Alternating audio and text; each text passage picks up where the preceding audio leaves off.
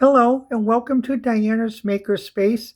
Well, today I tried a little homemade project. I'm using solder paste to make a simple switch before I make a solder project. One thing I always like to remind people is safety first. Always wear rubber gloves. And you notice when I took it off, I took the glove off upside down. And let me just show you something here. Let me just switch the camera here. Okay, I'm going to switch the camera and I'm going to show you how you take one glove off. Then what you do is you take the other glove. See, I'm holding in my hand. Take it off, and this is how you do it the medical way, because the contaminated glove is inside your outer glove. Your inner glove becomes this way. You can throw this away in the garbage.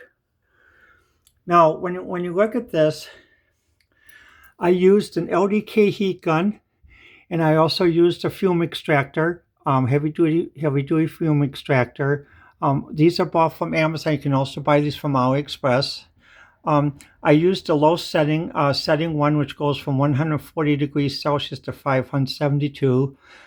And I approximated, I set the setting at, let me think, 680. I set the setting at about 300 degrees Celsius, just so I didn't melt anything, because I was trying to put on the header, the LED, the resistor, and the switch. It looks a little bit messy because basically it took me a while to get used to how to use the solder paste.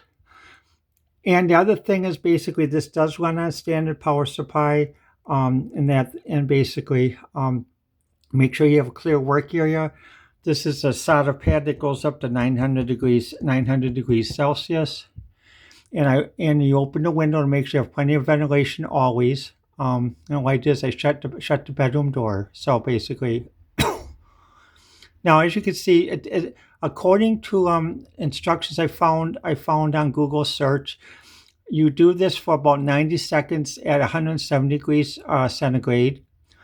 And then it takes about 6 hours to set. So in a few hours, what I'll do the next step where I solder the wire connections on from here, power to resistor to switch to long leg of LED, then back to ground over here.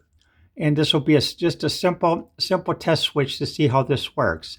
I have some other solder projects I bought, but I want to do this just to get a little practice, and also a little practice with soldering like that, though, because I do like making homemade projects, and this will help me do this. Well, let me know what you think. The best way to reach me is by Facebook, X, YouTube, and Pinterest.